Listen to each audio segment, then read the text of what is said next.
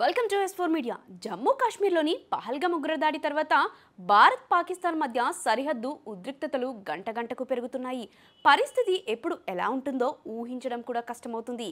ఈ తరుణంలో భారత వైమానిక దళం సెంట్రల్ సెక్టార్లో ఆపరేషన్ అక్రమణ్ పేరిట భారీ స్థాయి యుద్ధ విన్యాసాన్ని చేపట్టింది. ఈ విన్యాసం శత్రుదాడులను తిప్పికొట్టడం, సరిహద్దు రక్షణను బలోపేతం చేయడంతో పాటు ఏదైనా సంఘర్షణకు సంసిద్ధంగా ఉండేందుకు రూపొందించబడింది. ఆపరేషన్ అక్రమణ్లో భాగంగా భారత్ వైమానిక దళం సుఖోయ్ 30, MiG-29, మిరాజ్ 2000 వంటి ఫైటర్ జెట్స్తో పాటు రఫేల్ విమానాలను ఉపయోగించింది. ఈ విన్యాసం భూమి, కొండ ప్రాంతాల్లో శత్రు స్థావరాలపై ఖచ్చితమైన దాడులను అనుకరించేలా రూపొందించబడింది. దీర్ఘ స్వల్ప శ్రేణి లక్ష్యాలను నిర్వీర్యం చేసే సామర్థ్యాన్ని పరీక్షించడానికి పైలట్లు తీవ్ర శిక్షణ పొందారు. ఈ డ్రిల్లో గగనతల యుద్ధం, బాంబు దాడులు, రాత్రి సమయంలో ఆపరేషన్ల వంటి వివిధమైన యుద్ధ సన్నాహాలు ఉన్నాయి.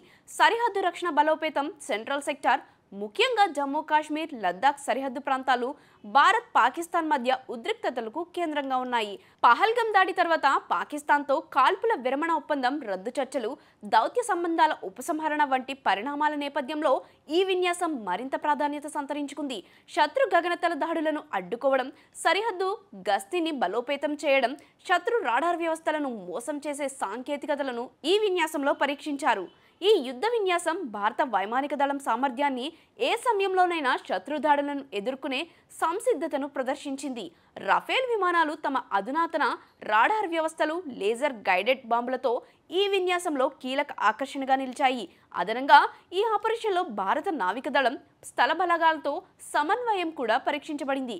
ఇది సమగ్ర రక్షణ వ్యూహంలో భాగం.